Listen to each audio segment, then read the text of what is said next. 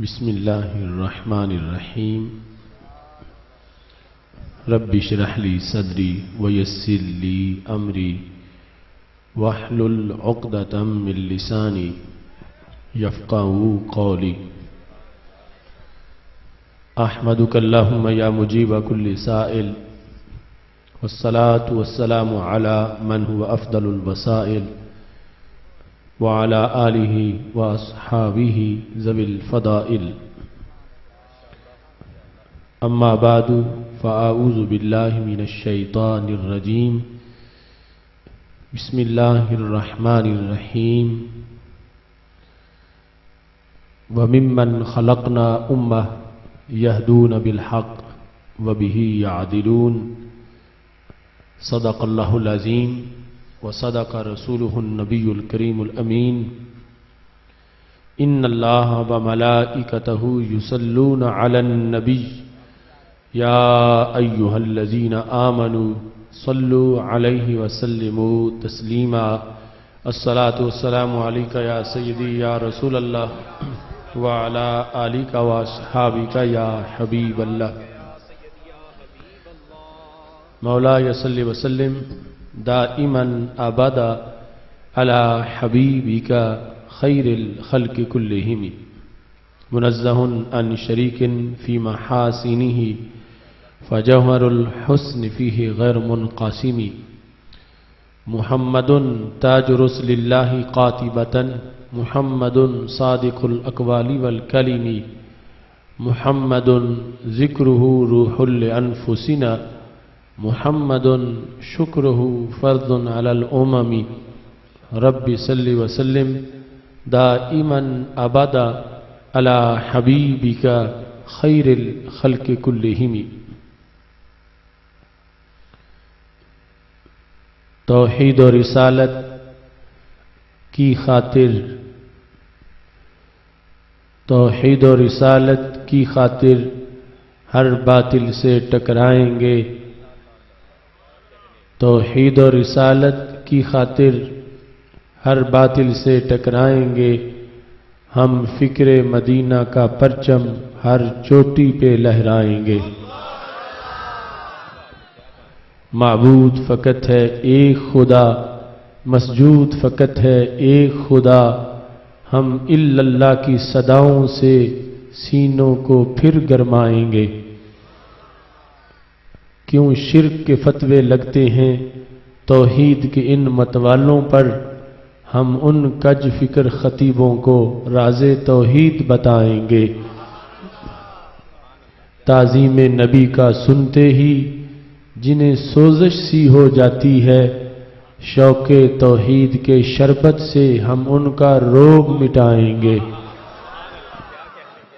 وہ دیپ جو بجھ گئے فتنوں کی تندو تاریک ہواؤں سے طیبہ کی دیا سلائی سے ہم پھر وہ دیپ جلائیں گے ہم آل نبی کے متوالے حسنین کے مشن کے وارث ہم پھر سے شمر یزیدوں کو قربا کی شان بتائیں گے اصحاب نبی کے چرچے سے جو بغض کی آگ میں جلتا ہے ہم رضی اللہ کی پھاروں سے وہ جلتی آگ بجھائیں گے یہ سن لیں چور اندھیروں کے اب آ گئے دور سویروں کے ہم فکر رضا کی کرنوں سے ہر بستی کو چمکائیں گے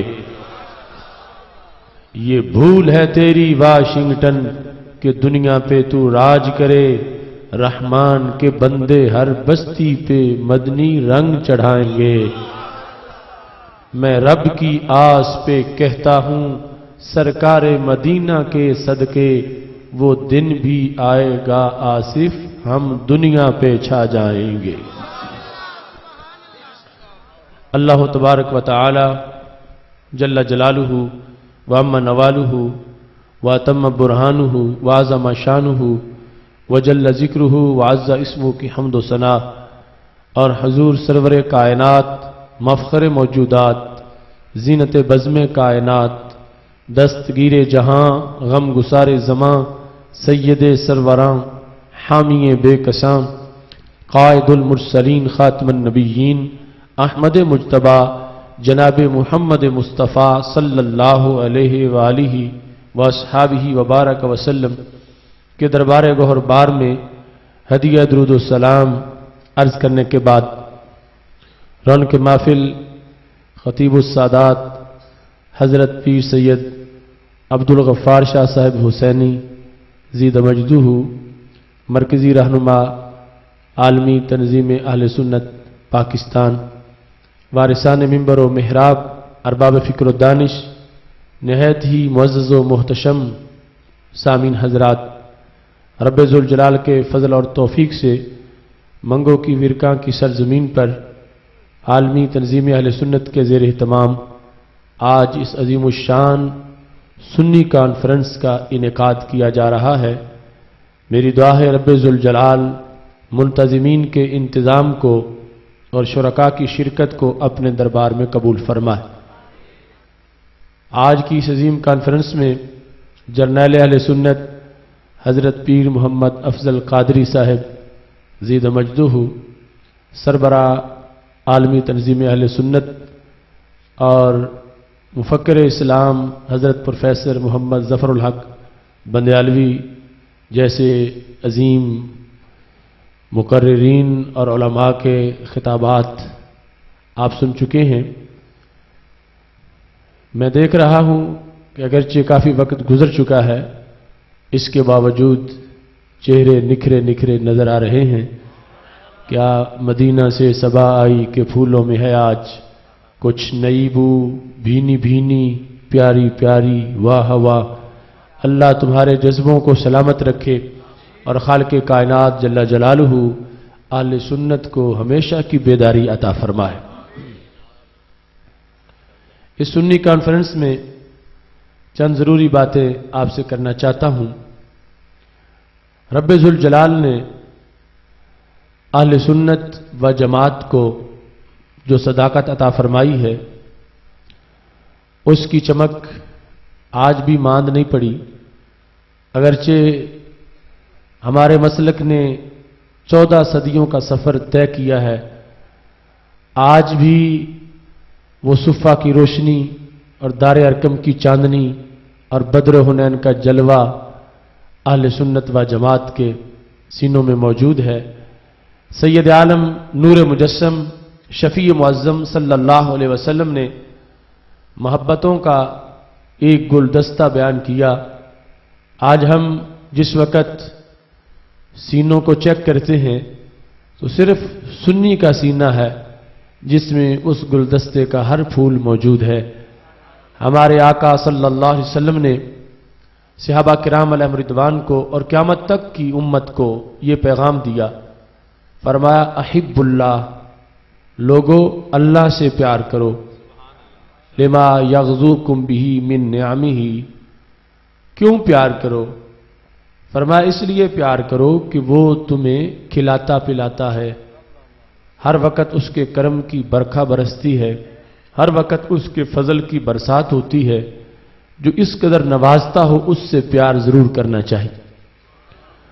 अल्लाह का फजलो करम उसको अगर गिनना चाहें तो सारी ज़िंदगी में जो नेमतें हैं वो तो दूर की बात है, आप एक हफ्ते में जो नेमतें हैं उनको भी नहीं गिन सकते।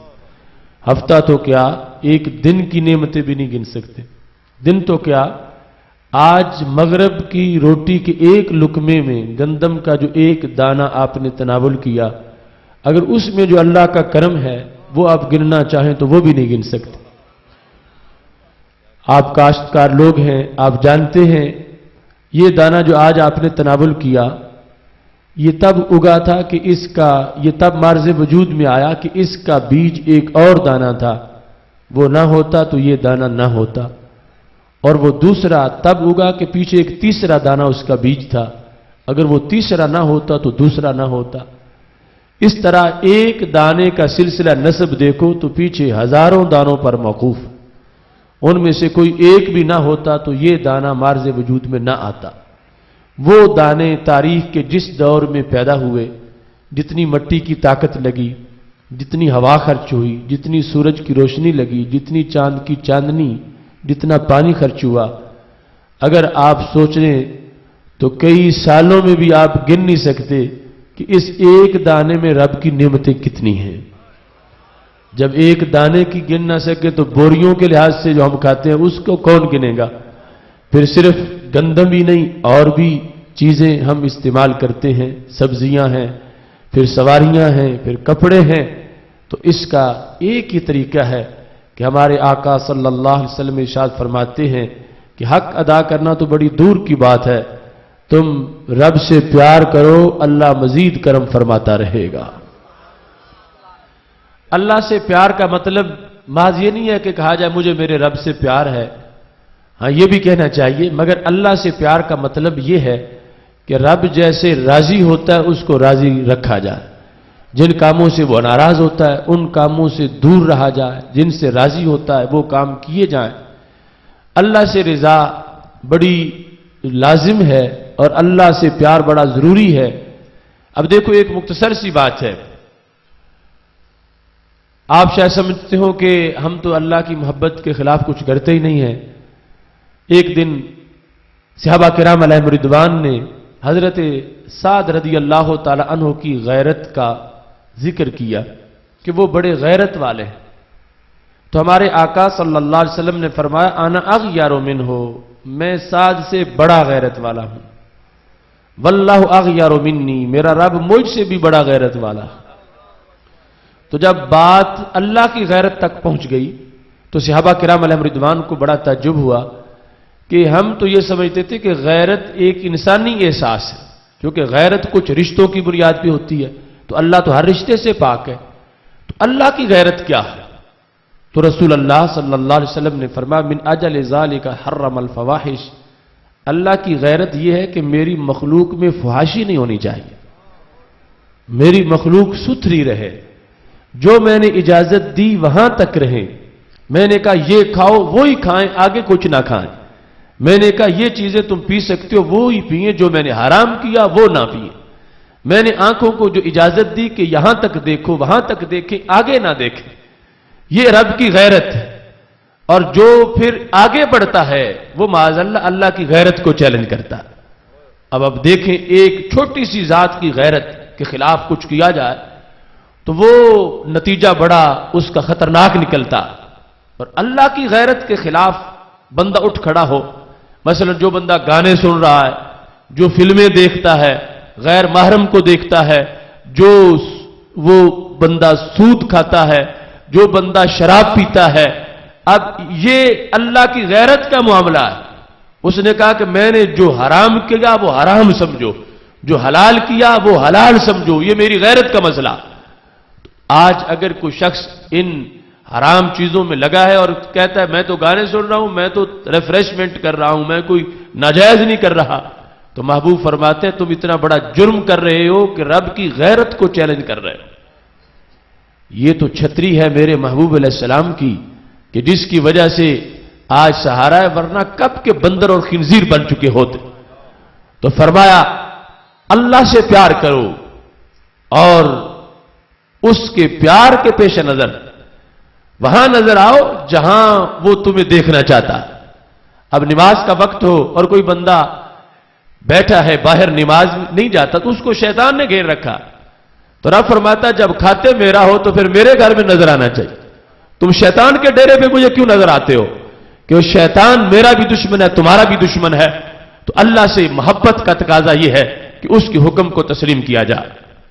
اللہ پر ایمان کے لحاظ سے ہم تسلیم تو کرتے ہیں لیکن عملاً اس کا پورا مظاہرہ ہونا چاہیے۔ اس کے بعد دوسرا سبق کیا دیا؟ فرمایا احبونی، صرف رب سے پیار کافی نہیں، مجھ سے بھی پیار کرو۔ احبونی، مجھ سے بھی پیار کرو۔ اب اس کا سبب کیا ہے؟ حالانکہ یہ فرما سکتے تھے مجھ سے پیار کرو، اگر میں نہ ہوتا تو تم کہاں ہوتے، میں باعث تخلیق کائنات ہوں، میں رحمت ہوں سارے جہانوں کی، مجھ سے پیار کرو کہ قیامت کے دن حمد کا جھنڈا میرے ہاتھ میں ہوگا، جنت کی چابی میرے ہاتھ میں ہوگی۔ یہ ساری وجوہات ہو سکتی تھیں لیکن بڑی عجیب وجہ بیان کی، فرمایا احبونی لحب اللہ، میرے ساتھ اس لیے پیار کرو کہ تمہارا رب بھی میرے ساتھ پیار کرتا ہے۔ احبونی لحب اللہ، میرے ساتھ رب کی وجہ سے پیار کرو۔ تمہاری رب والی محبت سچی تب ہوگی جب میرے ساتھ بھی ہوگی، چونکہ جو محبوب ہو اس کے محبوب سے بھی پیار ہوتا ہے۔ تمہارا رب سے پیار ہو اور مجھ سے پیار نہ ہو تو رب سے بھی پیار جھوٹا ہے، سچا تب ہوگا جب مجھ سے بھی پیار ہوگا۔ تو محبوب علیہ الصلوۃ والسلام نے محبتوں کے صراط مستقیم کو بیان کرتے ہوئے قیامت تک یہ واضح کر دیا کہ میری وجہ، میری محبت میری وجہ سے ہے ہی نہیں، میری محبت لازمی تم پر اللہ کی وجہ سے ہے۔ یہ اس دن آپ نے جواب دے دیا جو آج فتنہ لوگ اٹھاتے ہیں، کہتے ہیں یہ جو سنی ہے یہ ہے نبی کی پارٹی اور ہم ہے اللہ کی پارٹی۔ تو میرے محبوب نے فرمایا جو نبی کی پارٹی ہوتا ہے وہی اللہ کی پارٹی ہوتا ہے، اللہ کی جدا پارٹی ہے ہی نہیں۔ فرمایا احبونی لحب اللہ، میرے ساتھ تم نے پیار کرنا ہے اللہ کی وجہ سے۔ اور پھر یہاں بھی بات ختم نہیں ہوئی، فرمایا احبوا اہل بیتی، میرے اہل بیت سے بھی پیار کرو۔ ان سے کیوں کرو؟ فرمایا لحبی، وہ میرے اہل بیت، تم نے مجھے دیکھنا ہے، تم نے میری وجہ سے ان سے پیار کرنا ہے، میرے اہل بیت سے میری وجہ سے پیار کرو۔ اور پھر فرمایا اللہ اللہ فی اصحابی، میرے صحابہ کے بارے میں رب سے ڈرتے رہنا، لا تتخذوہم غرضا من بعدی، انہیں میرے بعد نشانہ نہ بنا لینا۔ فمن احبہم فبحبی احبہم، جو ان سے پیار کرتا ہے وہ مجھ سے پیار کرتا ہے۔ فمن ابغضہم فببغضی ابغضہم، جو ان سے بغض رکھتا ہے وہ مجھ سے بغض رکھتا ہے۔ اب دیکھو سنی کا سینہ ستھرا کتنا ہے، خمیر پاک کتنا ہے، ضمیر روشن کتنا ہے۔ آج سے صدیوں پہلے جو تقریر کی تھی میرے محبوب علیہ السلام نے، ہو بہو وہ الفاظ میں نے تمہارے سامنے پڑھے ہیں۔ جغرافیائی فرق بھی بڑا ہے، 14 صدیوں کا زمانہ بھی گزر چکا ہے اور وقت بیت چکا ہے۔ تم ادھر حدیث سنو، ادھر اپنے سینے کے دیکھو۔ رب کعبہ کی قسم تمہیں لذت آئے گی کہ ہماری مٹی اگرچہ گوجرانوالا کی ہے مگر سینے میں نور مدینہ شریف کا ہے۔ محبت کوئی معمولی بات نہیں، یہ دل کا کنواں منو چینی سے بھی میٹھا نہیں ہوتا، یہ رب کا فضل ہے کہ یہ ساری محبتیں تمہارے دل میں ہیں۔ کسی کو ایک محبت کی چوری، کسی کو 2 کی، کسی کی 3 کی، کوئی 4 کا چور ہے۔ سنی کے دل میں ہر محبت کا زور ہے۔ محبت الہی کی بات آئے پھر بھی سکون ملتا ہے، عشق رسول اللہ علیہ السلام کی بات ہو پھر دل کی کلی میں غنچے چٹک کے پھول بن جاتے ہیں۔ محبت اہل بیت کی بات ہو پھر بھی دل کے آنگن میں چاند اترتا ہے۔ محبت صحابہ کی بات ہو پھر بھی وجد و سرور کی ہوائیں چلتی ہیں۔ اس بنیاد پر سنی کانفرنس میں آنے والوں رات کے اس حصے میں رب کا شکر ادا کرو کہ خالق کائنات جل جلالہ نے ہمیں کسی محبت سے بھی محروم نہیں رکھا۔ ہمیں وقت گزارنے کے لیے کوئی محبت بھی کرائے پہ نہیں لانی پڑتی۔ رب ذوالجلال نے ہمیں ساری محبتیں اصل کی عطا فرمائی ہے۔ ہمیں ایک ایسے نام نہاد مفکر کا سامنا رہا، اب تو وہ ننگا ہو گیا ہے۔ وہ کہتا تھا دین ایک تنبورے کا نام ہے جس کی ایک تان سے حب الہی، دوسری تان سے حب رسالت، تیسری تان سے حب اہل بیت، چوتھی تان سے حب صحابہ، ساری ملتی ہے تو تنبورہ بنتا ہے۔ وہ اس طرح ادھاری محبتوں کو اکٹھا کر کے کہ جس میں حب الہی ہے اس میں حب رسالت نہیں، جس میں حب رسالت ہے اس میں حب الہی نہیں، جس میں حب اہل بیت ہے اس میں حب صحابہ نہیں، جس میں حب صحابہ ہے اس میں حب اہل بیت نہیں۔ وہ اس طرح دین کو تنبورہ بنا کے پیش کرتا تھا۔ تو میں نے کہا دین تنبورہ نہیں، دین ادھورا نہیں، دین پورے کا پورا ہے۔ یہ سنی ہے، اسے کوئی محبت بھی کرائے پر نہیں لانی پڑتی۔ ہم ہی محبت خدا بندی والے ہیں، ہم ہی محبت رسول والے ہیں، ہم ہی محبت صحابہ والے ہیں، ہم ہی محبت اہل بیت رضوان اللہ علیہم اجمعین والے ہیں۔ یہ وہ ستھرا سینہ ہے کہ خالق کائنات نے ساری محبت اہل سنت کو عطا فرمائی ہے۔ نعرہ تکبیر، نعرہ رسالت، نعرہ تحقیق، نعرہ حیدری، مسلک حق اہل سنت و جماعت۔ رب ذوالجلال کی محبت کتنی پکی ہے، کتنی دلوں میں مضبوط ہے۔ یہ پورا مجمع اس کی آخر تک جو مجھے لوگ نظر آ رہے ہیں، یہ پیران طریقت، یہ علماء کرام اپنی جگہ رہے، सब मजमे में जो सबसे अनपढ़ हो उसकी अगर तुम बात सामने रखते हो, रब्बे काबा की कसम है 15वीं सदी में जो उसको अकीदा तौहीद हासिल है, यह भी एक बेमिसाल किस्म का अकीदा तौहीद है। अब देख लो, जब सहाबा किराम अलैहिम रिदवान से हमारे महबूब अलैहिस्सलाम ने इस सवाल किया था, अय्युल खल्क़ि आजबु ईमाना, सहाबा ये बताओ सबसे ज्यादा ताज्जुब वाला ईमान किसका है? सहाबा किराम अलैहिम रिदवान ने कहा अंबिया अलैहिस्सलाम का ईमान बड़ा बाइसे ताज्जुब है। तो हमारे नबी अलैहिस्सलाम ने फरमाया जवाब गलत है, मैंने फजीलत वाला नहीं पूछा, मैंने ताज्जुब वाला पूछा। फजीलत और है, ताज्जुब का बायस होना और है। ताज्जुब अरबी जुबान में कहते हैं इदराक अमरिन खाफिया सबबहु, उस अमर का इदराक जिसका सबब पोशीदा हो। ताज्जुब तब होता है जब सबब का पता ना हो। अब वुजू खाने में टूटी से पानी निकले, आपको कभी ताज्जुब नहीं हुआ, क्योंकि सबको पता है पीछे मोटर है, हौजी है, वहां से पानी आ रहा। और अब इस स्टैंड से अगर पानी निकलना शुरू हो जाए फुहारा, तो तुम्हें ताज्जुब होगा कि कहां से आया, इस वास्ते के सबब का पता नहीं। तो पूछा मेरे महबूब अलैहिस्सलाम ने, सहाबा ये बताओ कि सबसे ज्यादा ताज्जुब किसके ईमान पर है? सहाबा ने कहा अंबिया अलैहिस्सलाम के ईमान पर। हमारे नबी अलैहिस्सलाम ने फरमाया जवाब गलत है। सहाबा ने कहा मलाइका के ईमान पर, फरमाया जवाब गलत है। नबियों पर वाहय उतरती है, वो रब को मानते हैं, तो ताज्जुब किस चीज का? फरिश्ते रब का अर्श उठाए हुए हैं, इतने करीब है, रब को मानते हैं, तो ताज्जुब किसका है? तो सहाबा किराम अलैहिम रिदवान ने कहा असहाबों का या रसूल अल्लाह सल्लल्लाहु अलैहि वसल्लम, आपके सहाबा किराम अलैहिम रिदवान का ईमान बड़ा बाइसे ताज्जुब है। फरमाया फजीलत तुम्हारे ईमान की है, मगर ताज्जुब किस चीज का? मुझे देखते हो, कलमा पढ़ते हो, ताज्जुब किस चीज का है? मुझे देख के भी रब का पता ना चले तो फिर किसको देख के चलना है? तुम मानते हो तुम्हें 80-80 जख्म भी लग जाएं, मगर फिर भी मेरा चेहरा देखना तो तुम्हें मुयस्सर है। तुम्हारे ईमान पर ताज्जुब किस चीज का? यानी सहाबा की फजीलत कितनी है। इब्ने माजा में हदीस मौजूद, ला मनामु अहदिम साअतन खैरु मिन अमल अहदिकुम उमरहु, एक तरफ सहाबी की एक लम्हे की नींद रखी जाए और दूसरी तरफ गैर सहाबी की सारी जिंदगी की नेकियां रखी जाएं, उनकी एक लम्हे की नींद वाला पलड़ा भारी होगा। फजीलत इतनी। पूछा गया ताज्जुब किस पर है? तो अब सहाबा ने कहा महबूब खुद ही बता दो ताज्जुब किस पर है। तो महबूब अलैहिस्सलाम ने फरमाया अल्लज़ीना जाऊ मिन बादी, सहाबा ताज्जुब उन लोगों के ईमान पर है जो बाद में पैदा होंगे, मुझे देख नहीं सकेंगे, कलमा फिर भी मेरा ही पढ़ेंगे।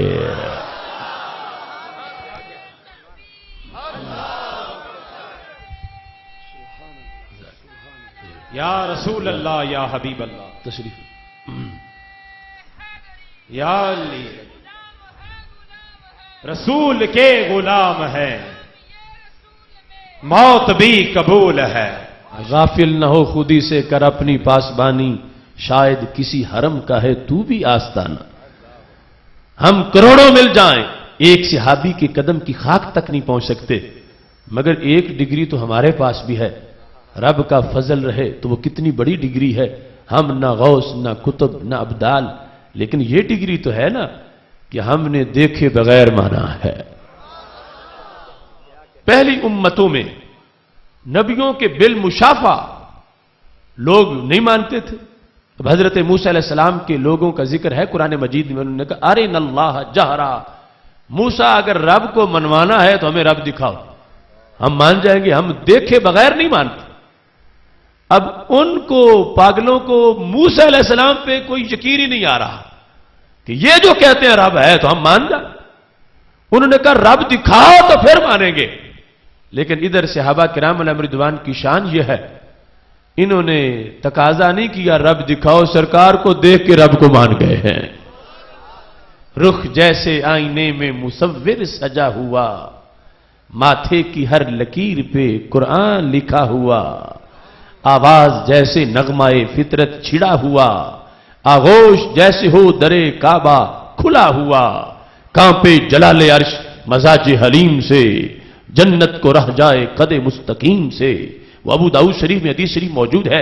हजरत अबू राफे रदी अल्लाह तआला अन्हु कहते हैं बासानी कुरैशुन इला रसूलिल्लाहि सल्लल्लाहु अलैहि वसल्लम, मुझे कुरैश ने सिर्फ संदेशा देके भेजा था, मैं कट्टर मुशरिक था, मैं कोई कलमा पढ़ने नहीं आया था, मैं तो पैगाम लेके जवाब लेके वापस जाना चाहता था। लेकिन कहते लम्मा रईतहु جب میں نے پہلی بار رخ زیبا دیکھا، القیا فی قلبی الاسلام، آنکھیں دیدار کر رہی تھیں، دل اقرار کر رہا تھا۔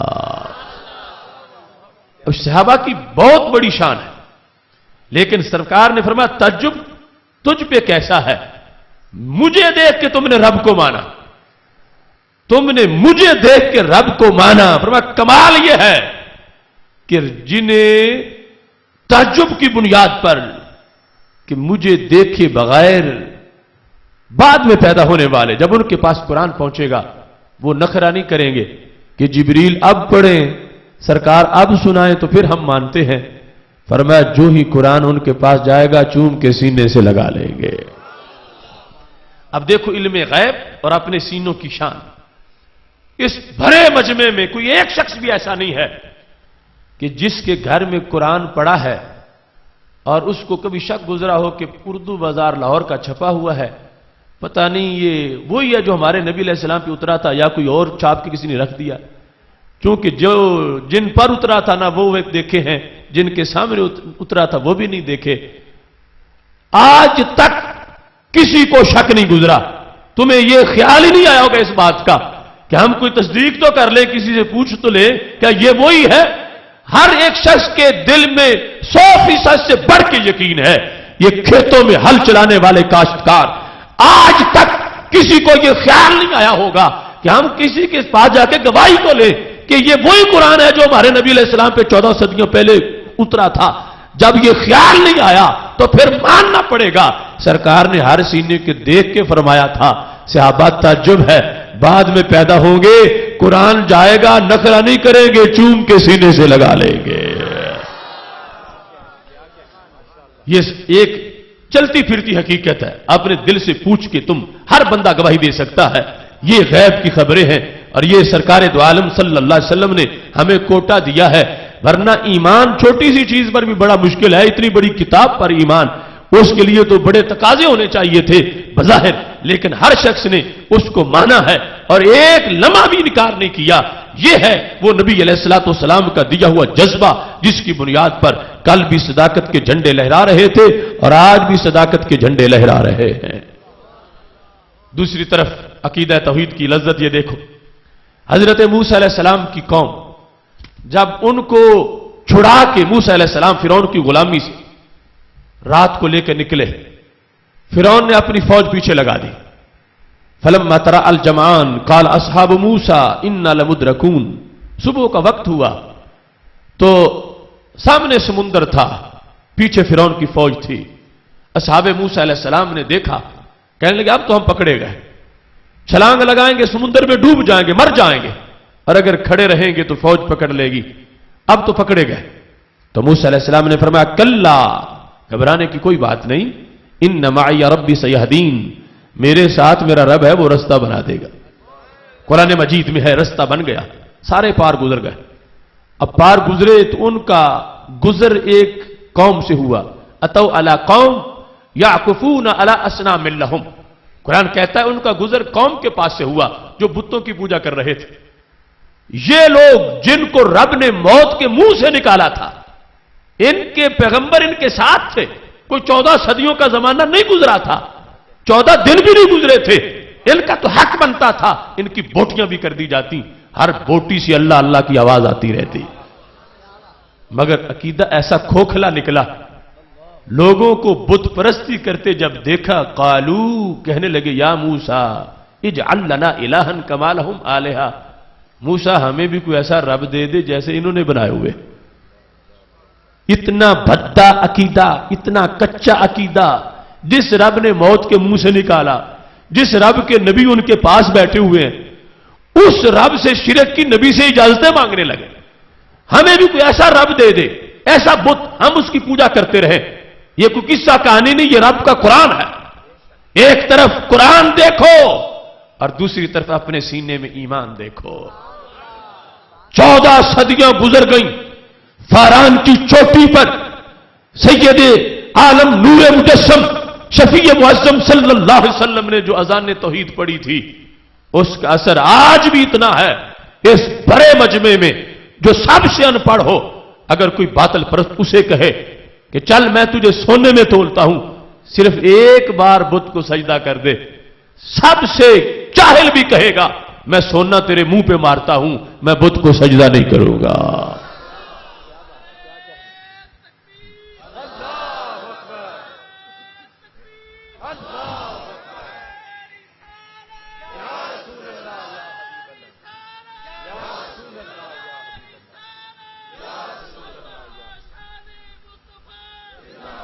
سنی کانفرنس میں بیٹھنے والوں، یہ کتنا زمینی حقیقت ہے، کتنا کرم ہے، 12ویں کی شب کا کتنا فیض ہے۔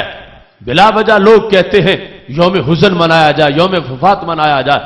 اگر رسول اللہ صلی اللہ علیہ وسلم دنیا سے تشریف لے گئے تو جانے کے ساتھ نور بھی غائب ہو گیا، پھر تو یوم وفات منایا جائے، یوم حزن منایا جائے۔ اور اگر 12ویں کا نور آج بھی سینے میں موجود ہے تو جس عید کا اب تک نور باقی ہے اس کا سرور بھی باقی ہے۔ رسالت کے لحاظ سے وہ حب رسالت کس قدر سینوں میں جلوہ گر ہے، اس حب رسالت کی بنیاد پر آج بھی دیکھو یعنی کس طرح ہمارے عقیدے چمک رہے ہیں اور جلوہ اس کا موجود ہے۔ ایک انداز رسالت پڑھنے کا دوسروں کا ہے اور ایک ہمارا ہے، یہ بات بھی ذہن میں رکھیے۔ توحید و رسالت میں سے پہلے نمبر کا عقیدہ توحید ہے اور دوسرا رسالت ہے، لیکن سمجھ توحید کی اسے آتی ہے جسے رسالت کی پہلے سمجھ آ چکی ہو۔ سمجھنے کے لحاظ سے رسالت پہلے ہے، رسالت کا پتہ نہ ہو تو توحید کا پتہ چل ہی نہیں سکتا۔ یہی تو وہ نقطہ ہے جب قریش مکہ نے ہمارے نبی علیہ السلام سے یہ پوچھا تھا کہ تم کہتے ہو خدا ایک ہے، تو خدا کے ایک ہونے کی دلیل کیا ہے؟ تو محبوب نے فرمایا تھا خدا کے ایک ہونے کی دلیل میری رسالت ہے، پہلے مجھے سمجھو۔ کس طرح فرمایا تھا؟ فرمایا فقد لبثت فیکم عمرا من قبلہ افلا تعقلون، قرآن مجید کی آیت ہے۔ فرمایا میں کہیں باہر سے آ کے آج نبوت کا اعلان نہیں کر بیٹھا، میری زندگی کے 40 سال تمہارے ماحول میں گزرے ہیں، یہ دلیل ہے کہ خدا ایک ہے۔ کیوں؟ فرمایا 40 سال کا ہر سال دیکھو، ہر سال کا ہر مہینہ دیکھو، ہر مہینے کا ہر دن دیکھو، ہر دن کا ہر گھنٹہ دیکھو، ہر گھنٹے کا ہر منٹ دیکھو، ہر منٹ کا ہر سیکنڈ دیکھو۔ اگر 40 سال کے ایک سیکنڈ میں بھی میں نے جھوٹ نہیں بولا تو آج بھی سچ بول رہا ہوں، خدا ایک ہے، میں اس کا رسول ہوں۔ خدا کی الوہیت پر دلیل اپنے آپ کو کہا فقد لبثت فیکم عمرا من قبلہ افلا تعقلون، پھر عقل نہیں تم میں؟ مجھے دیکھ کے مجھ سے دلیلیں مانگتے ہو، حالانکہ تبلیغ کا انداز نرم ہوتا ہے لیکن ضرورت پڑے تو گرم بھی ہو جاتا ہے۔ عقل کی بات کرو، تم میں عقل نہیں؟ سورج دیکھ کے پھر پوچھتے ہو، میں جو خود تمہارے سامنے ہوں تم مجھے صادق بھی کہتے ہو، امین بھی کہتے ہو۔ جس نے بچپن میں جھوٹ نہ بولا بڑا ہو کے جھوٹ کیسے بولے گا؟ میرے کہنے پہ تم نے ماننا ہے کہ خدا ایک ہے، چونکہ میں کہتا ہوں اور تم میرے صداقت پہ گواہی دیتے ہو۔ بخاری شریف میں موجود ہے جب آپ نے دعوت دی تو قبیلوں کے سردار سارے اس ایک میٹنگ میں بلا لیے، سارے اکٹھے ہوئے۔ وہ جو کعبۃ اللہ کے ساتھ پہاڑی ہے اس پر آپ نے جلوہ گر ہو کے فرمایا اگر میں یہ کہہ دوں کہ پیچھے سے لشکر آ گیا ہے، حل انتم مصدقیہ، کیا تم میری بات کی تصدیق کرو گے؟ حالانکہ تمہیں لشکر نظر نہیں آ رہا، نہ گھوڑوں کی آواز، نہ گرد و غبار، نہ کوئی اور خبر دینے والا، صرف میں کہہ دوں کہ لشکر ہے، کیا تم مانو گے؟ تو سب نے بیک زبان کہا ہاں ہم مانیں گے۔ تو محبوب علیہ السلام نے فرمایا دیکھے بغیر کیوں مانو گے؟ تو انہوں نے کہا ما جربنا علیک الا صدقا، اس لیے مانیں گے کہ تمہاری زبان سے سوائے سچ کے کبھی نکلے ہی نہیں کچھ، ہمیں تجربہ ہی نہیں جھوٹ کا تمہارے بارے میں، تم نے ہمیشہ سچ ہی بولا ہے، تو آج بھی ہم کہیں گے تم سچ بول رہے ہو۔ تو محبوب علیہ السلام نے فرمایا اگر میرے کہنے پر دیکھے بغیر لشکر مانتے ہو تو میرے کہنے پر دیکھے بغیر میرے رب کو بھی تسلیم کر جاؤ۔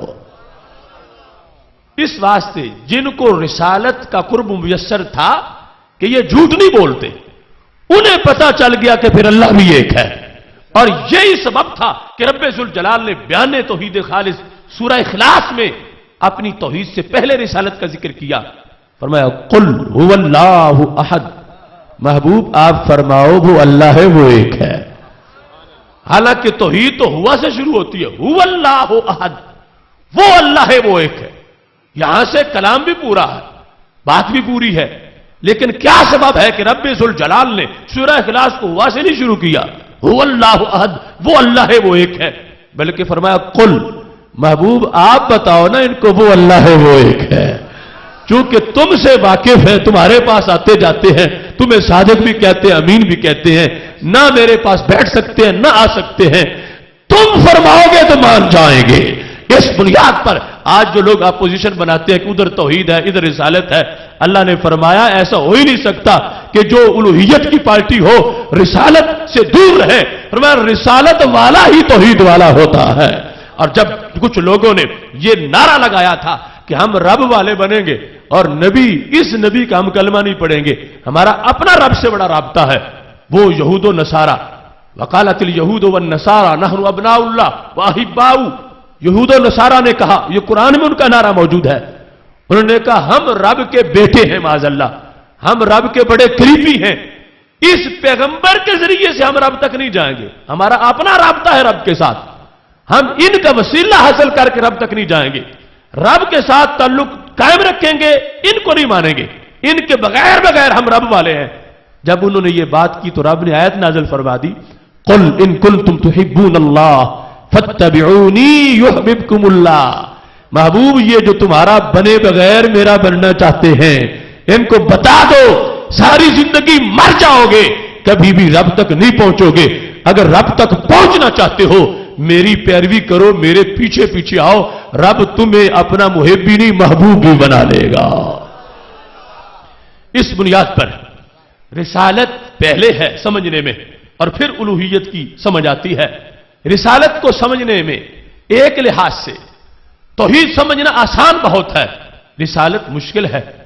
तौहीद अल्लाह की सिफतें, उसके बारे में इंसान ने सोचना शुरू किया, देखता है तो देखता कैसे है, सुनता है तो सुनता कैसे है, बोलता है तो बोलता कैसे है। शरीयत ने कहा बस कर, यकीन रख सुनता है, यकीन रख बोलता है, यकीन रख देखता है, अज़ा से वो पाक है, क्योंकि जिसकी अज़ा होते हैं वो मुरक्कब होता है, जो मुरक्कब होता है वो हादिस होता है, जो हादिस होता है वो फानी होता है, जो फानी होता है वो अल्लाह नहीं होता।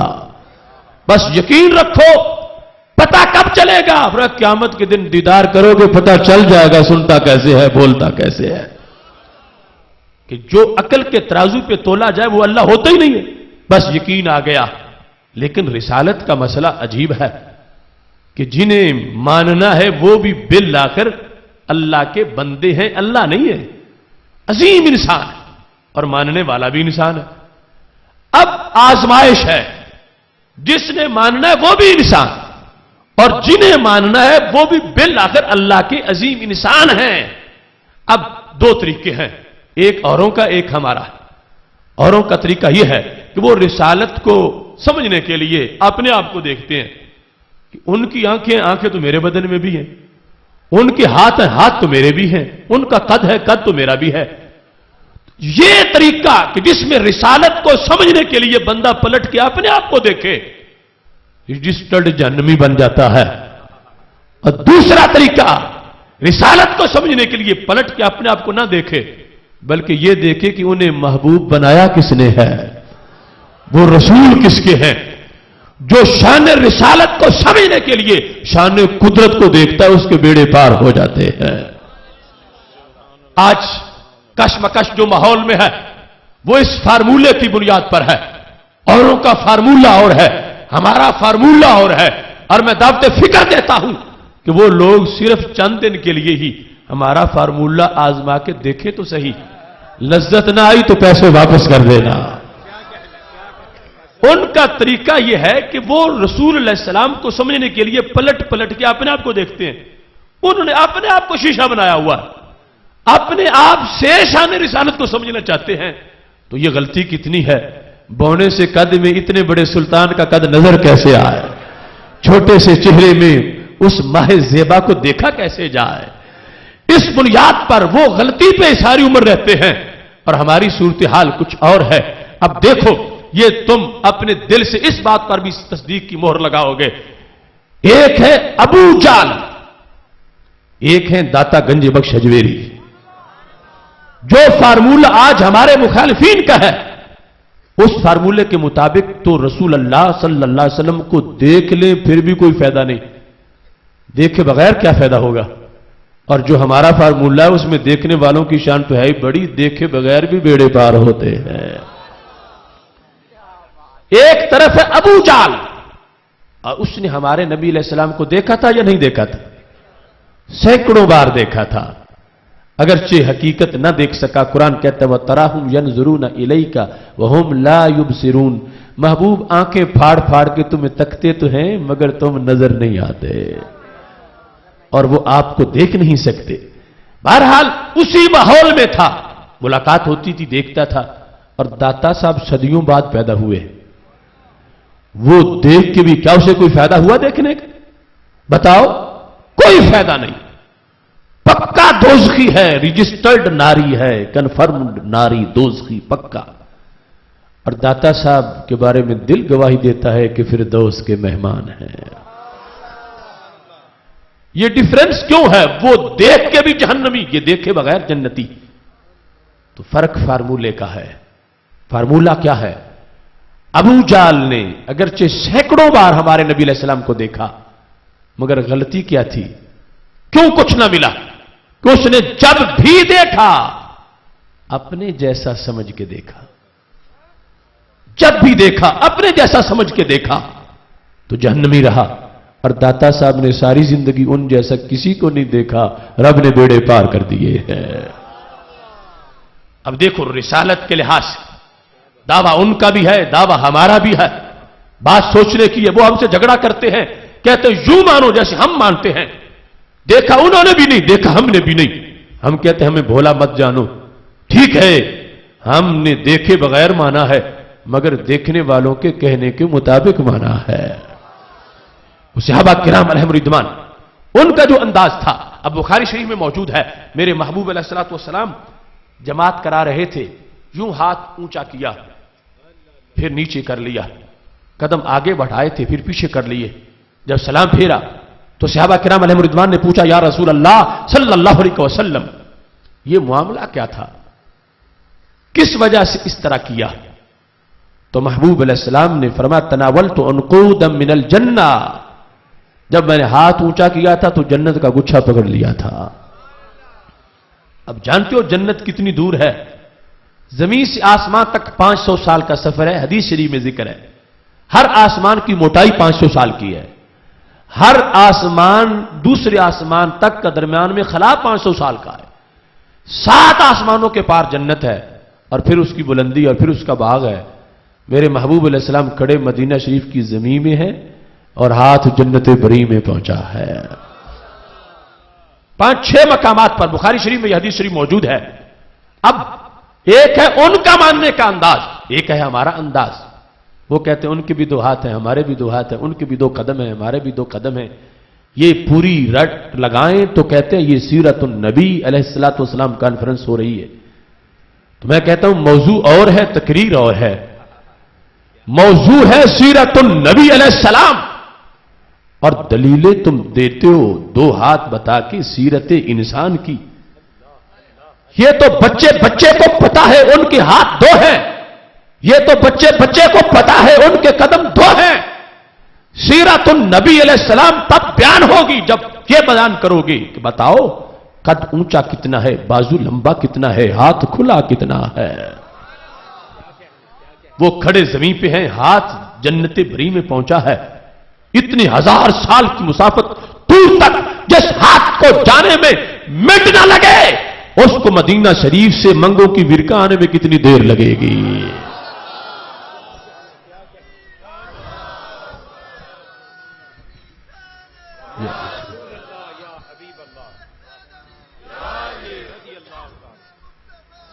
فرمایا میں نے جنت کا گچھا پکڑا، ہاتھ میں گچھا پکڑا، اتنی دیر تک اتنی جلدی میں ہاتھ وہاں تک پہنچ گیا۔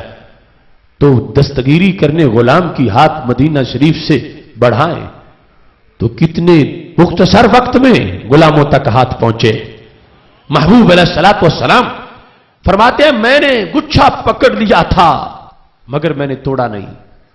یہ نہیں کہ گچھا کچھ دور تھا ہاتھ نیچے تھا، فرمایا نہیں، تناول تو ہاتھ کے اندر تھا مگر توڑا کیوں نہیں؟ فرمایا رب کا نظام یاد آیا ہے کہ اس نے جنت کو چھپایا ہے، ایمان بالغیب کی شان کو بتایا ہے۔ جنت سامنے ہو پھر ماننا جنت کو، اس میں کمال کیا ہے؟ کمال تو یہ ہے نا چھپی ہوئی کو مانا جائے، اور اس کے لیے پھر انسان بندگی کرتا ہے رب کی رضا کے لیے کہ جنت مجھے مل جائے گی۔ سامنے ہو پھر تو کوئی دوسری طرف جا ہی نہیں سکے گا، کہے مر جاؤں گا میں اور کوئی کام نہیں کروں گا، اس جنت میں نے جانا۔ جہنم کو بھی چھپایا ہے، جنت کو بھی چھپایا ہے۔ فرمایا اگر میں گچھا توڑ لیتا تو وہ پیپر تو آؤٹ ہو جاتا، تو اس واسطے میں نے توڑا نہیں۔ لیکن صحابہ میں بتاؤں جو گچھا میرے ہاتھ میں تھا کس سائز کا تھا، تاکہ تمہیں پتہ چلے کہ سیرت النبی علیہ السلام بیان کرنی ہو تو ہاتھ کی شان کیسے بیان کرنی ہے۔ دوسرے کہتے ہیں رسالت یہ ان کے بھی دو ہاتھ ہمارے بھی دو ہاتھ۔ بخاری شریف میں ہے میرے محبوب علیہ السلام نے فرمایا لو تناولت لاکلتم منہ ما بقیت الدنیا، اگر میں گچھا توڑ لیتا میرے صحابہ تم بھی کھاتے، تمہارے بیٹے بھی کھاتے، پوتے بھی کھاتے، پڑپوتے بھی کھاتے، لکڑ پوتے بھی کھاتے، حجازی بھی کھاتے، رومی بھی کھاتے، شامی بھی کھاتے، عراقی بھی کھاتے، ہندی سندھی پاکستانی کھاتے، قیامت تک کے مسلمان کھاتے رہتے، میرے ایک ہاتھ کا ایک گچھا بھی ختم نہ ہوتا۔ نعرہ تکبیر، نعرہ رسالت، عظمت و شان مصطفیٰ، مسلک حق اہل سنت و جماعت۔ لَأَكَلْتُم مِّنْهُ مَا بَقِيَتِ الدُّنْيَا، جب تک دنیا باقی رہتی، جب تک دنیا باقی رہتی قیامت کے آنے تک میرا ایک گچھا ہی خالی جو ختم نہ ہوتا۔ یہ ہے وہ رسالت کا انداز جو صحابہ کرام علیہم رضوان کو حاصل تھا، اس انداز میں انہوں نے مانا ہے۔ اللہ کا کروڑوں بار شکر ہے ہمارے اسلاف نے ہم سے کوئی دھوکہ نہیں کیا، کوئی دغا نہیں کیا، ہمیں صفہ والا لقمہ کھلایا ہے۔ کروڑوں سلام ہوں بریلی کے چاند کو کہ جنہوں نے وہ فکر رضا کا ایسا کھانا تیار کیا ہے، آج بھی گلی گلی میں جہاں سے وہ لقمہ کھانے والے کا گزر ہوتا ہے خوشبوؤں کا جلوس اس کے ساتھ ساتھ رہتا ہے۔ اب دیکھو میں نے جو آیت پڑھی وَمِمَّنْ خَلَقْنَا أُمَّةً يَهْدُونَ بِالْحَقِّ وَبِهِ يَعْدِلُونَ، فرمایا جن کو ہم نے پیدا کیا ہے ان میں سے ایک جماعت ایسی ہے جو حق کی بات کرتی ہے اور حق پہ قائم رہتی ہے، حق کی ہدایت کرتی ہے۔ وہ صحابہ کرام علیہم رضوان سے لے کر آج تک اس عقیدے کا انداز، جو کہ وقت تھوڑا ہے صرف دو مثالیں اس کی پیش کر کے اپنی بات کو سمیٹ رہا ہوں۔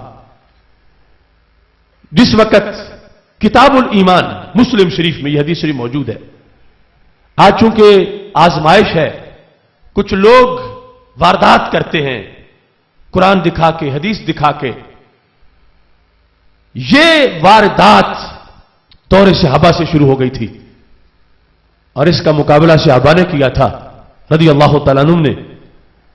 آج وہی واردات ہمارے سامنے ہے تو سونا جنگل رات اندھیری چھائی بدلی کالی ہے، سونے والوں جاگتے رہنا چوروں کی رکھوالی ہے، آنکھ سے کاجل صاف چورا لیں یا وہ چور بلا کے ہیں، تیری گٹھڑی تاکی ہے اور تو نے نیند نکالی ہے۔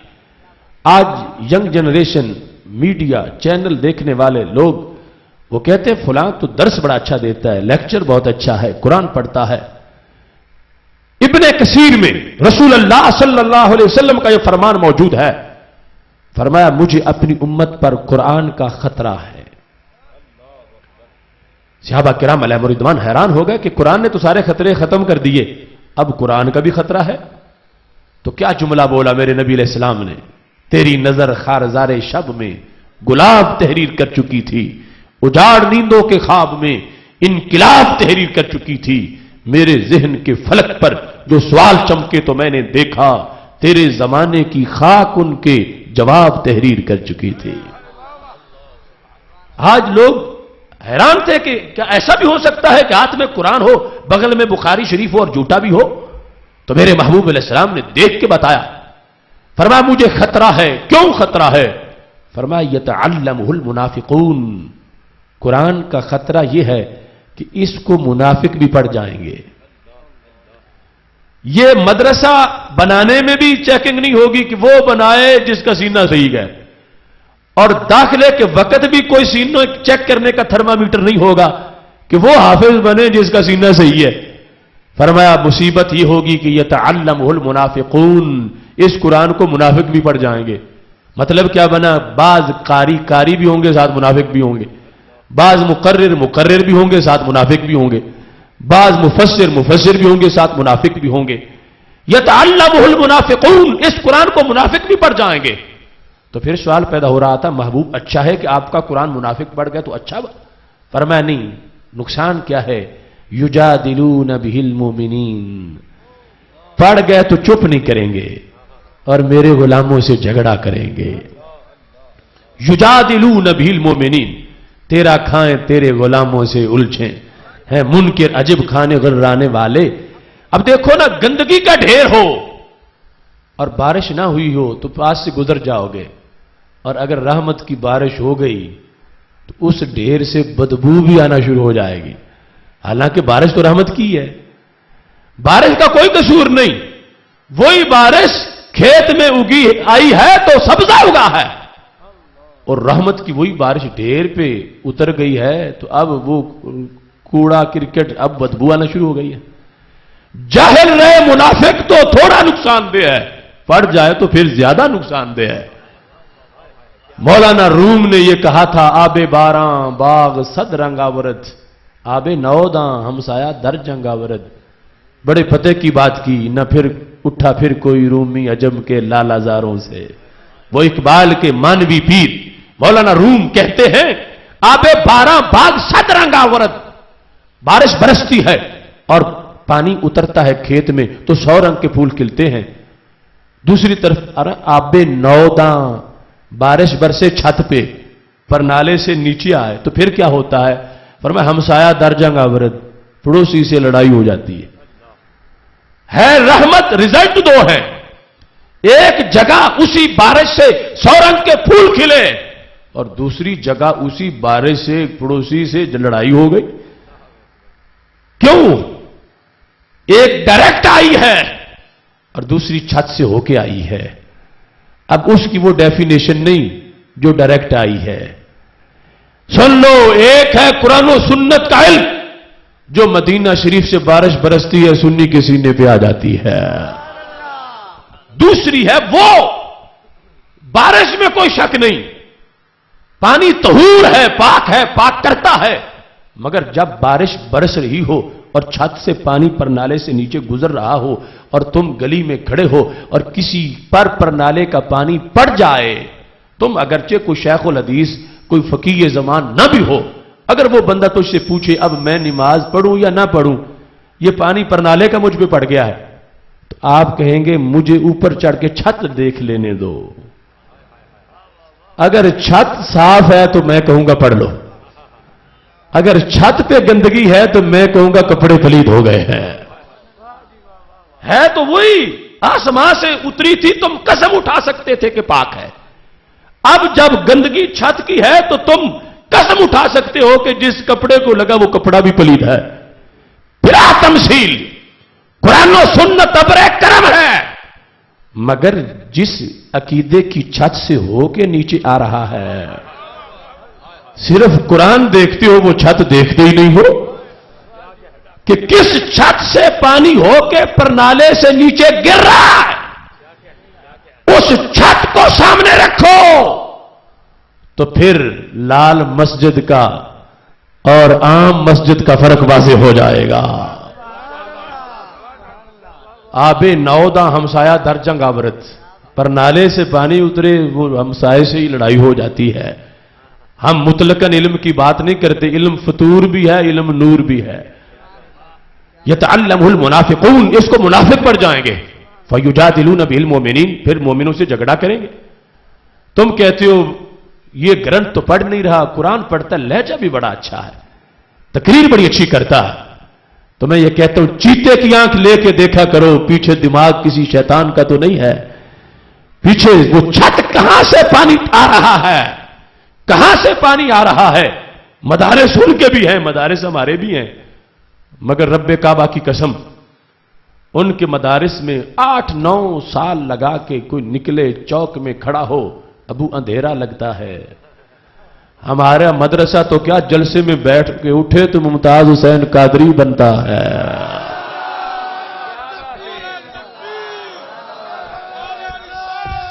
نعرہ تکبیر، نعرہ رسالت، جرت و بہادری، ممتاز حسین، جرت و بہادری، مسلک حق اہل سنت و جماعت. اب دیکھیے بخاری شریف، مسلم شریف، کتاب الایمان مسلم شریف کی حضرت یزید الفقیر راوی ہیں. میں مجنون لیلا کی داستان نہیں، میں حوالے سے قرآن کے بعد اب سنت پیش کر رہا ہوں. یزید الفقیر کہتے ہیں دورے صحابہ تھا، شغفنی رأی من رأی الخوارج، تو مجھے خارجیت اچھی لگی تو میں خارجی بن گیا. یہ ایک رافضی ہوتا ہے، ایک خارجی ہوتا ہے. جو نہ رافضی ہو نہ خارجی ہو وہ سنی ہوتا ہے. ہمارے دائیں بائیں دو طرح کی وادیاں ہیں. تو وہ فتنہ تھا خارجیت کا. یہ رافضی خارجی ایک ہی کھوٹے سکے کے دو رخ ہیں. کہتے ہیں مجھے خارجیت اچھی لگی. وَكُنْ نَزْوِي عدد، کن نزوی عدد کہتے ہیں ہم تھوڑے نہیں، پوری تبلیغی جماعت تھی ہماری. زوی عدد تھوڑے نہیں تھے، پوری جماعت تھی. اور ہم گھر سے نکلے تھے، ہمیں ہمارے استادوں نے کہا تھا کہ تم نے ساری عمر تبلیغ کرنی ہے. کہتے ہم گئے حج کرنے تو ہم نے کہا حج کریں گے پھر تبلیغ کریں گے. کہتے ہیں رستے میں مدینہ شریف آ گیا تو ہم نے کہا چلو مدینہ شریف آ ہی گیا ہے تو ہم مسجد نبوی شریف میں جا کے نماز پڑھ لیں. اب یہ خارجی سوچ دیکھو. میرے امام نے کہا ان کے تو فعل حج بھی خدا نے کرا دیے، اصل مراد حاضری تو اس پاک در کی ہے. اور وہ کہتے ہیں کہ مدینہ شریف ویسے ارادے میں نہیں تھا، آ گیا ہے، اب بھی روضہ رسول صلی اللہ علیہ وسلم کی طرف نہیں جانا، بس نماز پڑھنی ہے، نماز پڑھ لیں. نماز پڑھنے گئے تو آگے درس حدیث ہو رہا تھا. 15ویں صدی نہیں، دورے سے آبا ہے. درس حضرت جابر بن عبداللہ رضی اللہ تعالیٰ عنہ دے رہے تھے. موضوع حدیث شفاعت تھا کہ قیامت کے دن رسول اللہ صلی اللہ علیہ وسلم چلو بھریں گے، ایک ہی چلو میں کروڑوں جہنمیوں کو نکال کے جنت عطا فرما دیں گے. یہ باقاعدہ حدیث میں ہے. اور ایک چلو میں کوئی یہ نہ سمجھے کہ کروڑوں کیسے آئیں گے. ابھی میں نے بتایا ہے کہ ان کے ہاتھ میں کتنا کچھ آتا ہے. اب اس چلو میں بیٹھنے کی امید وہ رکھے جس کا عقیدہ ان کے کھلے ہاتھوں کا ہو، اور جو کہے کہ ان کے ہاتھ میرے جیسے ہے تو اس ہاتھ میں تو ایک بھی نہیں بیٹھ سکتا، کروڑوں کیسے بیٹھے گے. تو محبوب علیہ السلام کی شفاعت والی حدیثیں حضرت جابر رضی اللہ تعالیٰ عنہ بیان کر رہے تھے. 15ویں صدی کی بات نہیں، دورے سے آبا ہے. اور منگوں کی ورکاں کی بات نہیں، مسجد نبوی شریف کی بات ہے. اور اشرف آصف جلالی کی تقریر نہیں، حضرت جابر کی تقریر ہے رضی اللہ تعالیٰ عنہ. تو کیا ہو گیا؟ کہتے ہیں یزید الفقیر میں بالکل نو عمر تھا، میں اٹھ کے کھڑا ہو گیا. اتنی جرت جسارت. کہتے ہیں میں نے کہا یا صاحب رسول اللہ صلی اللہ علیہ وسلم ما ھذا الذی تحدثون، اے صحابی رسول، صحابیوں کی اتنی غلط تقریر کرتے ہو. اب دیکھو جسارت. اگر ہمارے سامنے کوئی بول پڑے تو افسوس کس چیز کا، ہم کس کھیت کی مولی ہے. وہ صحابہ اور مسجد نبوی شریف. اور ایک نو عمر اٹھ کے کہتا ہے تم تو تقریر غلط کر رہے ہو. حضرت جابر رضی اللہ تعالی عنہ نے فرمایا کیوں، میں نے کیا غلطی کی؟ اب یہ سب کچھ مسلم شریف کتاب الایمان میں موجود ہے. کہ میں نے غلطی کیا کی؟ تو یزید الفقیر چونکہ خود راوی ہیں، اس وقت بگڑے ہوئے تھے اور بعد میں توبہ کر گئے. کہتے ہیں میں نے کہا تم قرآن کے خلاف تقریر کرتے ہو، میں تمہاری بات مانوں یا رب کا قرآن مانوں؟ اب یہ زور ہے خارجیت میں. اگر تمہاری دکان پہ کوئی قرآن مجید کھول کے آ جائے تو گھبراؤ مت. یہ تو حضرت جابر کے سامنے بھی سچا قرآن ایک جھوٹا بندہ لے کے آ گیا تھا. سچا قرآن حضرت جابر کو کہتا تم تقریر غلط کرتے ہو. آپ نے فرمایا پڑھو آیت. میں نے کس آیت کے خلاف تقریر کی؟ انہوں نے کہا آیت یہ ہے کلما ارادوا ان یخرجوا منها اعیدوا فیہا. اللہ فرماتا ہے جب بھی کوئی جہنمی جہنم سے نکلنے کا ارادہ کرے گا اس کو دھکا دے کے گرا دیا جائے. ایک جہنمی بھی جہنم سے باہر نہیں نکل سکتا. تم کہتے ہو کروڑوں کو نکال لیں گے، قرآن کہتا ہے ایک بھی نہیں نکل سکتا. میں تمہاری بات مانوں یا رب کا قرآن مانوں؟ اب سوچو یہ 15ویں صدی کا جھگڑا نہیں، کچھ لوگوں کا خیال ہے کہ یہ ملاؤں نے بنا لیا ہے کہ ایک نے ایسے گزارا کرنا ہے، دوسرے نے ویسے گزارا کرنا ہے۔ اب وہ صحابی حضرت جابر رضی اللہ تعالیٰ عنہ اور ان کے جلسے میں مسجد نبوی شریف میں لڑائی ہو گئی، جھگڑا ہو گیا۔ وہ نو عمر کہتا ہے تم تقریر غلط کرتے ہو، اور ساتھ ہاتھ قرآن پڑھ رہا ہے، آیت پڑھ رہا ہے۔ حضرت جابر گھبرائے نہیں، قربان جاؤں ان کے حوصلے پر۔ اگر آج قرآن پڑھ کے واردات کرنے والوں کی نسل موجود ہے تو حضرت جابر کے روحانی بیٹے بھی موجود ہیں۔ حضرت جابر رضی اللہ تعالیٰ عنہ نے جب یہ سنا کہ یہ میرے سامنے قرآن پڑھ رہا ہے، فرمایا اتقرأ القرآن، کیا تم قرآن پڑھتے ہو؟ اس نے کہا نعم، ہاں میں قرآن پڑھتا ہوں۔ فرمایا افسوس تم علم کے یتیم خانے میں پلے ہو، تم نے قرآن پڑھا ہوتا تو میری تقریر میں جھگڑا نہ کرتے۔ هل سمعت بمقام محمد المحمود الذي يخرج الله به من يخرجه، فرمایا اس قرآن میں کیا مقام محمود والی آیت تمہیں نظر نہیں آئی؟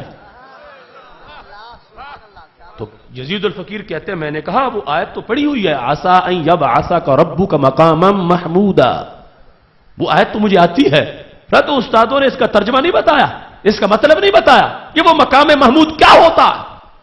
یزید الفقیر کہتے ہیں مقام محمود کی تعریف نہیں انہوں نے بتائی، بہرحال آیت پڑھی ہوئی ہے۔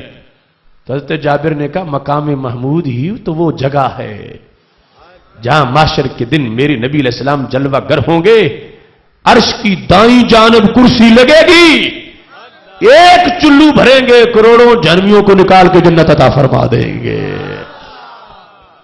اب خلاصہ کیا نکلا؟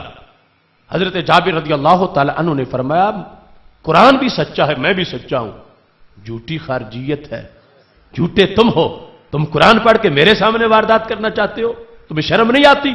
یہ آیت جو پڑھ رہے ہو اس سے پہلے پڑھو، بات کس کی ہو رہی ہے؟ اب دیکھو دورے صحابہ میں واردات کرنے والے قرآن پڑھ کے صحابی کو جھوٹا ثابت کرنا چاہتے، جھوٹا خود ہے، سچا قرآن، سچے صحابی ہیں۔ جب آپ نے فرمایا پہلے پڑھو، پہلے کس کا ذکر ہے؟ کل ما سے پہلے کس کا ذکر ہے؟ پڑھا تو وہ تو کافر و مشرک کی بات تھی۔ تو حضرت جابر نے کہا قرآن یہ کہہ رہا ہے کوئی کافر و مشرک جہنم سے نہیں نکلے گا، جب بھی ارادہ کرے گا اس کو دھکا دے دیا جائے گا۔ فرمایا میں نے کافر و مشرک کے نکلنے کی بات نہیں کی، میں نے تو نبی کے غلاموں کے نکلنے کی بات کی ہے۔ اس وقت واردات ہو گئی تو اب تو 14 صدیاں گزر گئی ہیں، تم کہتے ہو وہ ترجمے کا کورس کرا رہا ہے، قرآن پڑھ رہا ہے، اب کدھر جائیں، قرآن پڑھ رہا ہے، قرآن بتا رہا ہے۔ صحابی کے سامنے ایک جھوٹا انسان سچا قرآن پڑھ رہا تھا، قرآن اس کی حمایت نہیں کرتا مگر اس نے اپنا گواہ بنایا ہوا ہے۔ حضرت جابر رضی اللہ تعالیٰ عنہ نے سمجھایا تو یزید الفقیر کہتے مجھے سمجھ آ گئی، مجھے نہیں کہتے پوری ہماری جماعت جو تھی سوائے ایک کی، ہم سمجھ گئے کہ بات اصل میں کیا ہے، ہم نے خارجیت سے توبہ کر لی، ہم پھر سنی بن گئے۔ کہتے ہیں جب ہم واپس لوٹ کے گئے تو جنہوں نے ہمیں زہر دیا تھا، جن اساتذہ نے، انہوں نے کہا تم نے تو حلف اٹھایا تھا کہ ساری زندگی تبلیغ کریں گے، توبہ کر کے واپس کیوں آ گئے ہو؟ اب جواب سنو حضرت جابر کے شاگرد کا۔ یزید الفقیر نے کہا اترون الشیخ یکذب علی رسول اللہ صلی اللہ علیہ وسلم، دل نہیں مانتا جابر جیسا نورانی چہرہ اور جھوٹ بولے، تو قرآن تم نے پڑھایا تھا، ایمان جابر نے بچایا ہے۔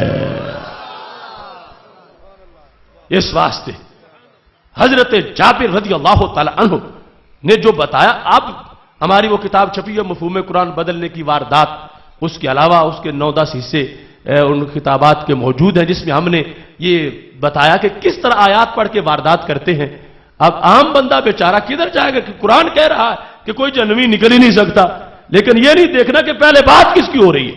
یہ دھاندلی کی جا رہی ہے آج مفہوم قرآن پر، ترجمہ بدلے بغیر ما قبل ما بعد کے لحاظ سے دھاندلی ہو رہی ہے۔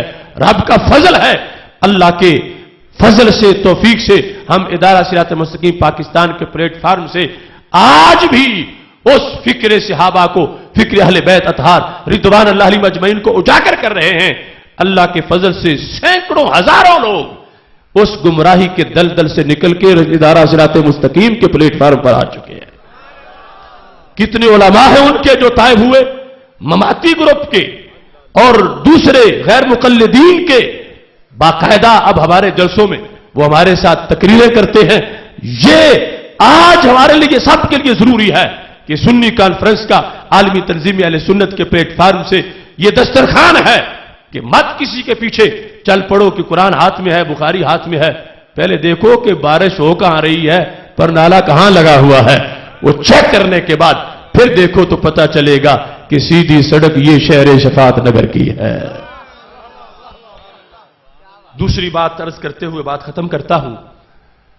ابن کثیر نے البدایہ والنہایہ میں لکھا ہے ہمارے رسول صلی اللہ علیہ وسلم کے آخری صحابی یعنی حضرت ابو طفیل رضی اللہ تعالیٰ عنہ جو نبی اکرم صلی اللہ علیہ وسلم کے وصال کے 1 صدی بعد جن کا وصال ہوا، وہ راوی ہے. وہ کہتے ہیں کہ حضرت فراس کی عمر چھوٹی تھی، ان کے ابا جی حضرت عمر ان کو اٹھا کے لائے، ہمارے نبی علیہ السلام کے سامنے بٹھایا اور کہا ان کے سر کو درد ہو رہا ہے، محبوب اب ان کو دم کر دیں. تو نبی اکرم صلی اللہ علیہ وسلم نے یوں ماتھا پکڑا انگلیوں میں، تو چمڑا پکڑ کے کھینچ کے چھوڑا تو 2 اثر واضح ہو چکے تھے. درد جا چکا تھا اور جہاں نورانی انگلیاں لگی وہاں نور کا منہ مبارک پیدا ہو چکا تھا. اتنی مشہوری ہو گئی، لوگ زیارت کرنے آتے کہ وہ لائٹ نکلتی، منہ مبارک چمکتا چہرے پر، یعنی اس ماتھے پر. ابو طفیل کہتے ہیں لما کان زمن الخوارج، ابھی صحابہ کا دور تھا کہ خارجی فتنہ شروع ہو گیا، خارجی پیدا ہو گئے. تو یزید الفقیر کے بعد یہ دوسری گواہی ہے کہ حضرت فراس جو ہے وہ خارجی بن گئے. جو ہی سنی عقیدہ چھوڑ کے خارجی بنتے گئے ساقطت الشارع، وہ منہ مبارک روٹ کے کہیں غائب ہو گیا. اب حضرت فراس کے ابا جی کو پتا چلا کہ میرا بچہ خارجی بن گیا ہے. انہوں نے کمرے میں بند کر دیا. قیدہ فحبسہ مخافۃ ان یلحق بہم، اس کو زنجیروں میں جکڑا، کمرے میں بند کیا، تالا لگا دیا. کیوں؟ فرمایا اندر مر جائے اچھا ہے، میں اس کو کسی بد عقیدہ کی تقریر نہیں سننے دوں گا. دیکھو آج لوگ وقت پر دھیان نہیں کرتے کہ بیٹا بیٹھتا کس کے ساتھ ہے، جاتا کہاں ہے، جمعہ کہاں پڑھتا ہے، تقریریں کس کی سنتا ہے. اور جب باپ مر جائے بچہ کہتا ہے جنازہ نہیں پڑھوں گا، مشرک مر گیا. پھر لوگ کہتے ہیں اب اولاد ہے کیا کریں. پہلے دیکھنا چاہیے. حضرت عمر نے بڑا ایکشن لیا، بچے کو جکڑ کے بند کر دیا. تو کیا وہ کسی سکھ کے پاس جا کے بیٹھتے تھے، کسی یہودی کی تقریریں سنتے تھے، کسی عیسائی کے پاس جاتے تھے؟ مدینہ شریف میں وہ خارجیوں کی تقریر سنتے تھے. خارجی جو نبی علیہ السلام کو قیامت کے دن مشکل کشا نہیں مانتے. آج ان کی کئی ٹولیاں ٹولے کئی انہوں نے نام رکھے ہوئے ہیں. خارجیوں کے پاس جانے پر کہ ان کا درس قرآن نہ سنیں. لوگ کہتے ہیں آج یہ فکر رضا والے، یہ لوگ شدت والے بڑے ہیں، تنگ دماغ ہیں، نیرو مائنڈڈ ہیں، کہتے ہیں ادھر بھی نہ جاؤ ادھر بھی نہ جاؤ. میں کہتا ہوں صحابہ سے مڈ کے براڈ مائنڈڈ کون ہوگا؟ کھلے دماغ والا بچہ، انہوں نے بھی اپنے بچوں کو کون زنجیروں میں جکڑتا ہے؟ مگر صحابی نے جکڑ کے بند کر دیا کمرے میں کہ میں اس کو کسی ہر جلسے میں نہیں جانے دوں گا. اب پیر طریقت کا کیا کردار ہوتا ہے، عالم دین کا کیا کردار ہوتا ہے؟ آج اگر ہم سارے اپنا فرض سنبھالیں ہماری اولادوں کو کوئی اغوا نہ کر سکے. تو پیر طریقت ابو طفیل، ان کو پتا چلا کہ وہ فراس خارجی بن گئے. انہوں نے کہا چلو چل کے سمجھاتے ہیں. کہتے ہیں فدخلنا علیہ، جس کمرے میں وہ بند تھے ہم داخل ہو گئے. فوعظناہ، ہم نے جا کے سمجھایا، دلیلیں دی کہ پہلا عقیدہ صحیح تھا، یہ جو تم نے اب اپنایا نا یہ جھوٹ ہے، فریب ہے، فراڈ ہے، دجل، کذب، خیانت، یہ تو قرآن پڑھ کے واردات کرتے ہیں، تم نے ان کی بات مان لی. تو حضرت ابو طفیل رضی اللہ تعالیٰ عنہ کہتے ہیں میں سمجھاتا رہا، یہ خارجیت کا کاٹا ہوا کو بہت کم ہی بچتا ہے. یہ نہیں کہ خارجیت سچی ہے، یہ ہے کہ زہر بڑا گہرا ہے. اب صحابی سمجھا رہے ہیں، حضرت فراس کوئی بات ہی نہیں مانتے. بالآخر حضرت عمر ابو طفیل نے ایک ایسی دلیل دی کہ فراس کے ذہن کے 14 طبق روشن ہو گئے. سنی دلیل. کیا دلیل تھی؟ کہنے لگے الم تری الی برکت رسول اللہ صلی اللہ علیہ وسلم قد سقطت. فراس مجھے اس بات کا جواب دو، اگر یہ خارجی عقیدہ سچا ہے تو پھر چہرے کا نور بجھ کیوں گیا ہے؟ اگر یہ عقیدہ سچا ہے، وہ منہ مبارک کدھر گیا ہے؟ وہ جو تمہارے ماتھے پہ ہوتا تھا، وہ منہ مبارک کدھر گیا ہے؟ حضرت ابو طفیل کہتے ہیں فراس کو سمجھ آ گئی، انہوں نے سنی ہونے کا اعلان کیا، رد اللہ تلک شعرۃ الی جبہتہ، کہتے جو ہی سنی بنے منہ مبارک اڑتا اڑتا ماتھے کے ساتھ آ کے لگ گیا۔ یہ ہے سنی کانفرنس کا پیغام، اپنی اولادوں کو بچا، امام خطیب اپنے علاقے کا خیال کریں، اور یہ صداقت ہے اہل سنت و جماعت کی۔ اور شرمائیں اور لوگ جن کے فلسفے بانج ہیں، ہمارا فلسفہ تو فنکشنل ہے، لوگوں نے بنائے فلسفے چھپ چھپ کے وارداتیں کر کر کے، کسی نے جہاد پر داغ بنایا، کسی نے شرارت کو شریعت کہا، کسی نے کچھ کیا، کسی نے کچھ کیا، اتنے میں غازی ممتاز حسین قادری نکل آیا، اس نے بتا دیا دہشت گرد اور ہوتا ہے، غازی اور ہوتا ہے، دہشت گرد چہرہ چھپا کے مارتا ہے، غازی جھنڈا لہرا کے مارتا ہے۔ آج وہ شیر مرد جیل میں ہے، ان کی رہائی ہم پہ قرض ہے، اور اس رہائی سے پہلے جو آستین کے سانپ ان کو ڈسنا چاہتے ہیں، ان کے ڈنگ کاٹنا بھی ضروری ہے۔ آج غازی ممتاز حسین قادری کو قاتل کہنے والے اور ان کی سزائے موت کے مشورے دینے والے، وہ یہود و حنود کی گود میں بیٹھ کر آج عاشقوں کے خلاف زہر گھولنے والے، ان کا یوم حساب بھی قریب ہے۔ وہ 13 گھنٹے کی تقریروں میں سلمان تاثیر کا دفاع کرنے والے، ہم نے 26 اکتوبر کو لاہور عشق رسول علیہ السلام سیمینار کے اندر 7 گھنٹے میں اس کا جواب دیا۔ مہینے سے زیادہ وقت گزر چکا ہے، اب تک ایک دلیل کا بھی جواب نہیں دے سکے اور نہ دے سکیں گے۔ نعرہ تکبیر، نعرہ رسالت۔ مفکر اسلام حضرت علامہ پروفیسر ڈاکٹر محمد اشرف صاحب جلالی صاحب، علماء اہل سنت۔ میں تو ببانگے دھول کہتا ہوں، آج محرم الحرام میں اگر کسی نے حسینیت کا سبق سیکھنا ہے تو رب کعبہ کی قسم ہے، اس وقت اگر متحرک حسینیت ہے تو غازی ممتاز حسین قادری کی شکل میں نظر آ رہی ہے۔ اگر میرے امام حسین کربلا نہ جاتے تو اڈیالہ جیل میں غازی ممتاز حسین نظر نہ آتے۔ وہ کردار، وہ یزید کے خلاف ٹکرائے، بد مست، بد کردار، جو نشے اقتدار کے نشے میں دھت تھا اور سمجھتا تھا مجھے کوئی نہیں چھیڑے گا، امام حسین نے ٹکرا کے قیامت تک کے لیے نشان عبرت بنا دیا۔